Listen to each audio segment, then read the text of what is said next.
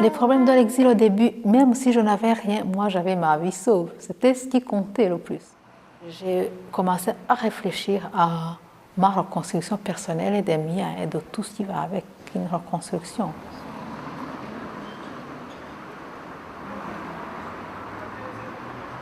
Je me disais, mais pourquoi c'était si dur d'arriver au mois de février en Belgique, quasi sans chaussures, sans un franc.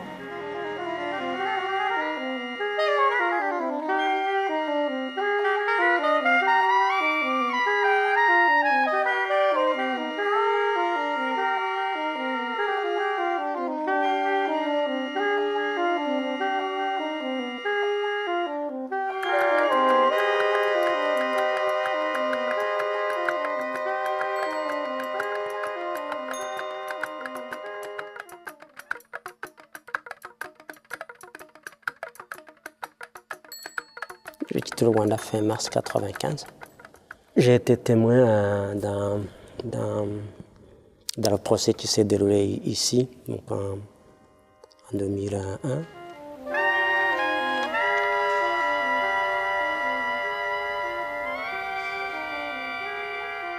Et je me souviens le jour de mon témoignage, quand je suis entré dans la salle, j'ai vu que tous les Hutus étaient assis, si je ne me trompe pas, de ce côté-là, et que les Tutsis étaient assis ici. C'était une distinction nette.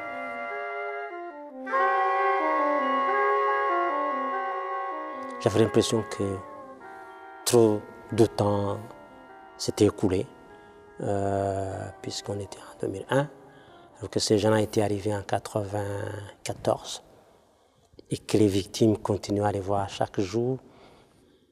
Donc j'étais heureux que justice soit rendue, et j'étais heureux que la Belgique montre qu'elle n'est pas une terre d'asile pour des génocidaires. La Belgique, en tant que nation, accepte de rendre justice à des victimes qui se trouvent à des milliers de kilomètres de son territoire. Ça, c'était quelque chose, je dirais, de nouveau et de, comment dire, de réussite, je dirais, de la justice internationale. Mais j'étais choqué de voir combien les jeunes, surtout les jeunes, s'insultaient là sur les marchés du palais. Et là, j'étais un peu choqué et déçu en disant, mais mes compatriotes n'ont rien compris. Ce procès, aller les réconcilier, et je vois que maintenant c'est divisé.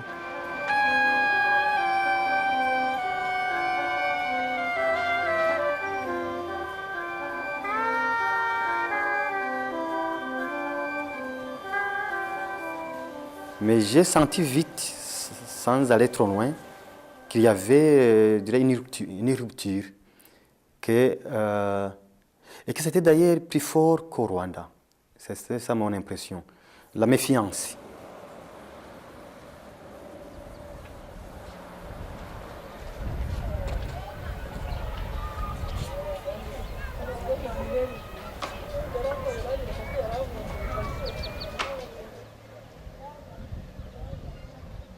Le génocide, un génocide, c'est le crime des crimes.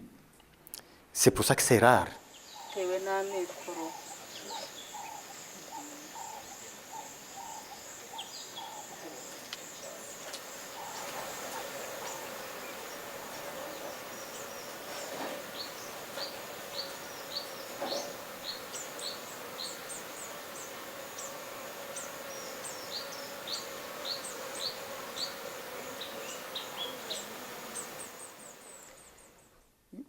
Arriver à ce point, ça casse le lien, ça casse quelque chose de fondamental et ça dépasse la forme, ça va au fond et ça va dans le cœur.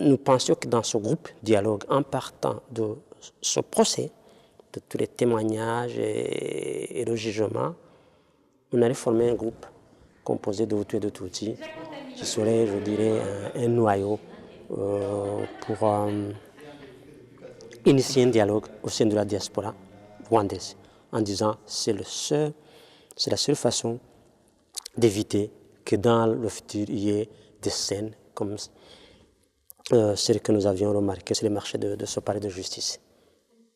Un de ses premiers objectifs était que les Rwandais de Belgique puissent se parler, communiquer sincèrement.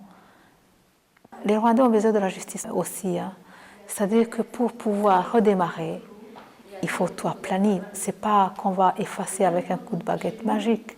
Il faut que toutes les personnes soient mises devant leurs responsabilités, parce que tout le monde est conscient qu'il n'y a que les Rwandais qui font ça avant, même s'il y a des aides, mais les premiers concernés restent des Rwandais eux-mêmes.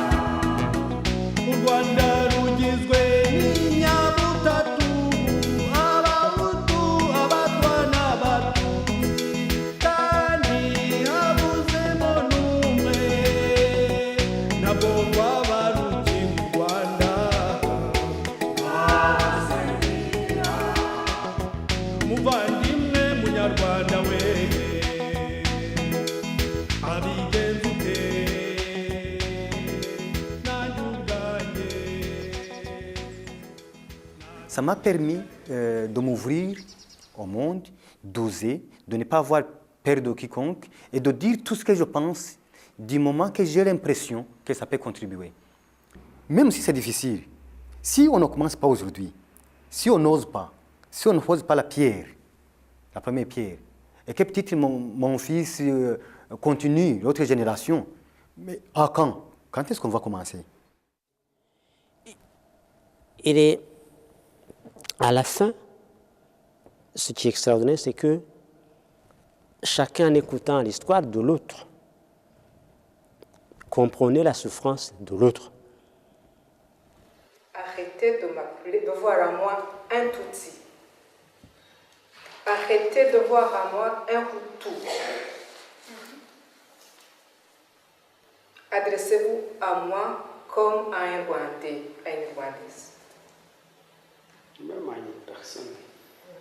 Bon, à un Rwandais parce que tu parles au Rwandais. Tu parles au Rwandais, hein? Tu parles au Rwandais. Parce que lorsque tu t'adresses à moi, lorsque tu vois en moi un Tutsi, ça veut dire que tu vois en moi un méchant, un dangereux.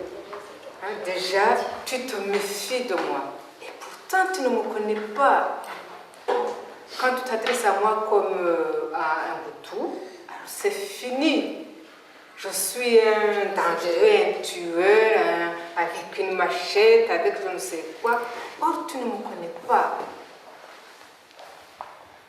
Considère-moi d'abord comme une personne. Approche-toi de moi. Tu vas me découvrir. Tu verras qui je suis. Tu verras comme je suis, comme toi. Et donc cette parole individuelle, je dirais, était la continuité de cette œuvre de justice.